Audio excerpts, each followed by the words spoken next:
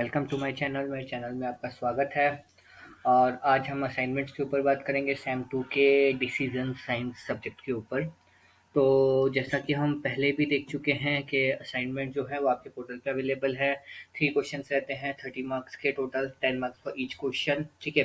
तो decision science अगर subject की बात करें तो ये इट्स मोर और लेस न्यूमेरिकल बेस्ड असाइनमेंट, जहाँ पे आपको न्यूमेरिकल्स को सॉल्व करना होता है। बट ये पैरेलली हम ये भी देखेंगे कि हमें उसमें थ्योरेटिकल कंसेप्ट के अंदर हमें क्या क्या डालना है, राइट। तो सबसे पहले देखते हैं द क्वेश्चन नंबर 1। सो अगर हम क्वेश्चन नंबर 1 की बात करें, so question number 1 is calculate the probabilities for the following statement as per the given scenario and draw the probability tree diagram also, right. तो इसमें दो चीजें हैं। द वेरी फर्स्ट वन, हमें तो प्रोबेबिलिटीज कैलकुलेट करनी है and after that we just need to draw a probability tree diagram. ठीक है। अब डायग्राम की अगर हम बात करें तो वो हम एमएस पेंट में बना सकते हैं, मैनुअली बना सकते हैं, जो भी आपके लिए कंफर्टेबल टूल हो आप उसको यूज में ले सकते हैं, right. It is clearly specified in the question.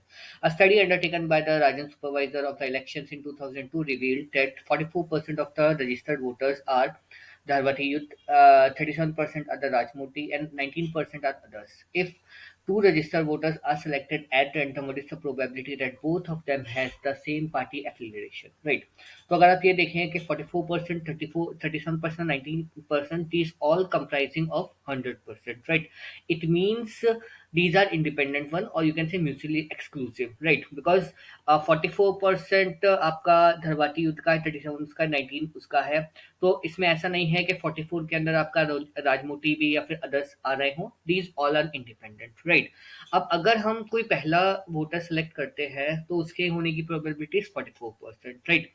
Second भी आपका सेम उसी कैटेगरी का हो, विच इज धरवाती युद्ध, तो it will be 44%। so 44% into 44%, in similar way 37% into 37%, and in the third way 19% into 19%, right। तो इन सबको अगर हम ऐड करेंगे तो जो प्रोबेबिलिटी आएगी, that means the probability that both of them have the same party affiliation, right. इसमें कहीं पे भी मेंशन नहीं किया गया है कि अगर हमने एक वोटर लिया तो सेकंड टाइम वो वोटर का काउंट कम हो जाएगा। ठीक है। इसमें नॉर्मली आपके दो सिनेरियोस बनते हैं। एक सिनेरियो ऐसा होता है कि 44% है, नेक्स्ट टाइम आपने एक सेलेक्ट किया तो 43% हो गया, नेक्स्ट टाइम 42% हो गया, बट कहीं पे भी मेंशन नहीं है। So we are concluding the fact के 44% सेकंड टाइम पे भी जो वोटर निकलेगा तो उसकी प्रोबेबिलिटी रहेगी, that will remain the same, that is 44% for दरवाटी युद्ध। ठीक है। अगर हम पेजेस को रेफर करें, so we just see the page number, page number is mentioned. It's page number 101, 105 and 106, right? तो पेज नंबर 101 की अगर हम बात करें, it's 4.2. So going to page number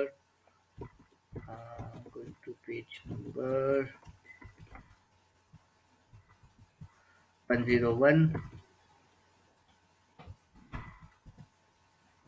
so page number 101 में आपको इंट्रोडक्शन दिया गया है अबाउट द प्रोबेबिलिटी। तो आप प्रोबेबिलिटी को थोड़ा सा डिफाइन करेंगे कि प्रोबेबिलिटी क्या होती है। प्रोबेबिलिटी के बारे में थोड़ा सा आपको इन डिटेल लिखना पड़ेगा, बिकॉज न्यूमेरिकल क्वेश्चन है, ज़्यादा कुछ है नहीं इसमें लिखने के लिए।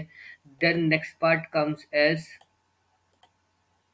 नेक्स्ट पार्ट इस क्वेश्चन के अंदर अगर हम देखें तो next is page number 105 and 106। So going to page number 105।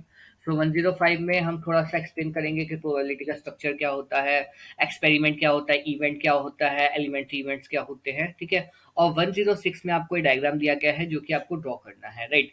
Similar way में आपका रहेगा कि that is 100%, that is 44%, that is 37 and some percentage which is provided, and then we just need to give all the three probabilities, right। तो जो भी आपके permutation combination है वो आप इस डायग्रामेटिकल वे में आप इसको डिफाइन करेंगे, राइट। क्या क्या लिखना है, इंट्रोडक्शन लिखना है, स्ट्रक्चर लिखना है, प्रोबेबिलिटी कैलकुलेशन करनी है, and finally the probability tree diagram draw करना है, right. So first question clear, first question में क्या करना है, क्या कैसे डायग्राम करना है और क्या उसका अप्रोच रहेगी। Moving to the next question, it's calculate the correlation between the pairs recommended below of the following variables and write the interpretation of each correlation coefficient. Right. For the following pairs, correlation can be calculated using Excel. Again, आप जो correlation है, correlation simply के how the two events are related to each other. Right.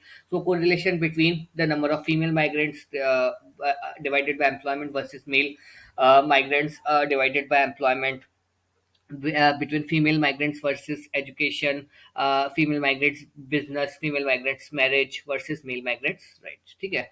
और question अगर हम देखें तो question में आपको ये एक पूरी की पूरी डिटेल्स दी गई है जिस पे आपको अपनी कैलकुलेशन करनी है राइट। अगर हम बुक की बात करें सो बुक में we just need to refer page number 271। So going to page number 271। तो अगर हम 271 पेज पे देखते हैं तो कोरिलेशन दिया हुआ है कि कितने वेरिएबल्स, दो वेरिएबल्स आपस में कितना रिलेटेड है उसका डिग्री रहता है, तो कोरिलेशन को आपको एक्सप्लेन करना है। कोरिलेशन का आपका फॉर्मूला क्या रहता है वो आपको एक्सप्लेन करना है। If you want to showcase it in the form of diagrammatical way then you can just show the diagram. And हर जगह जहाँ पे भी आपका कैलकुलेशन आप कैलकुलेट करना है correlation, we need to define K its value is defining the positive correlation or the negative correlation. In case of positive negative, again we need to define ke how they are correlated. It's a strong correlation or we can say it's a weak correlation, right? Or there is last probability there is no correlation, right? अगर हम इसकी बात करें तो यहाँ पे आपको एक कैलकुलेशन फैक्टर दिया हुआ है कि कैसे हमें कैलकुलेट करना है। सो सिमिलर अप्रोच पे हमें जो हमारे क्वेश्चन में वैल्यूज दी हुई है we just need to calculate for all the different parameters right. Because इसमें काफ़ी पैरामीटर्स हैं तो अगेन न्यूमेरिकल क्वेश्चन भी आपका 800 900 वर्ड्स तक पहुंच जाएगा। So there is nothing much to write into this question right. It's more और less about the numerical approach right. क्या क्या लिखना है, correlation, correlation formula and calculation and finally the explanation right. Then the third a question from the following uniformly distributed data scene, ठीक है। So सबसे पहली चीज these are uniformly distributed. Calculate the probability with reference to the following statement. The weekly output of a steel mill is uniformly distributed. Random variable lies between 110 and 175 metric ton. Compute the probability that the steel mill will produce more than 150 tons and determine the probability that the mill will produce between 120 to 160 metric tons, ठीक है। तो uniform distribution है। Uniform distribution को अगर हम देखें तो again हमें इस क्वेश्चन में क्या क्या लिखना है, हमें इंट्रोडक्शन बताना है, फॉर्मूला बताना है जिसमें मीन स्टैंडर्ड डेविएशन को एक्सप्लेन करेंगे एंड फाइनली हमें कैलकुलेट करके बताना है as per the question needs. कौन से पेजेस रेफर करने हैं, 184, 87 and 188। So going to the page number 184। So 184 में अगर हम देखेंगे तो 184 में आपको कंटिन्यूस डिस्ट्रीब्यूशन दिया हुआ है, यूनिफॉर्म डिस्ट्रीब्यूशन दिया हुआ है। यूनिफॉर्म डिस्ट्रीब्यूशन को आपको एक्सप्लेन करना है। Then 187, going to the page number 187, the mean and standard deviation, इसको हमें थोड़ा सा एक्सप्लेन करना है। And lastly page number 188 where it's mention, एक आपको क्वेश्चन दिया गया है which is quite similar to the question which is provided in the question. सो इसको आप रेफर करते हुए आप जो प्रोबेबिलिटी है वो आप कैलकुलेट कर सकते हैं राइट। आप डिस्ट्रीब्यूशन कैलकुलेट कर सकते हैं राइट। 500 वर्ड्स का क्वेश्चन है तो इसमें हमें ज़्यादा डिटेल्स लिखने की जरूरत नहीं है। 350 300 वर्ड्स तक आपका ये क्वेश्चन कवर हो जाएगा। The last comes is the draw the histogram separately for male and female and write the interpretation right. अगर हम क्वेश्चन की बात करें so in the question it's given as this is a complete information right। एक table दिया हुआ है, इसमें आपको हिस्टोग्राम इसका ड्रॉ करना है राइट। अब हिस्टोग्राम ड्रॉ करने से पहले इट्स बेटर कि हम थोड़ा सा हिस्टोग्राम के बारे में बताएं which is provided on page number 30 and page number 44 right. So going to page number 30। तो पेज नंबर 30 पे अगर हम देखेंगे तो हिस्टोग्राम्स क्या होते हैं, because again it's a numerical one, तो हिस्टोग्राम का थोड़ा सा ब्रीफ हमें देना पड़ेगा कि हिस्टोग्राम कैसे, क्या डायग्रामेटिकली उसका रिप्रेजेंटेशन होता है। तो ये हमने हिस्टोग्राम के बारे में बताया। And after that going to page number 44। So page number 44 में अगर हम देखेंगे सो जो आपका 2.2 है, जो 2.2 क्वेश्चन है दैट इज मोर और less relating to the question right.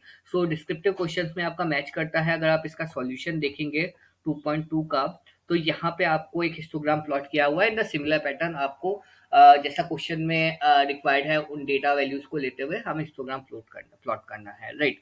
आप अकेले एक्सेल यूज कर सकते हैं। एक्सेल के अंदर हिस्टोग्राम और मल्टीपल ऑप्शंस होते हैं प्लॉट करने के, उसके थ्रू आप प्लॉट करके उसको आप कॉपी पेस्ट कर सकते हैं in your word document and finally upload जब हम करेंगे उसे पीडीएफ फॉर्म में करेंगे। So this is all about third B question. So most of the stuff has been covered for the decision side assignment. If you have any doubts or facing any issue regarding to the assignments, you can just ping me or feel free to just correct me at ngsc.mba@gmail.com. If you like this video, do like, do subscribe to my channel to stay connected for more videos. Thank you so much.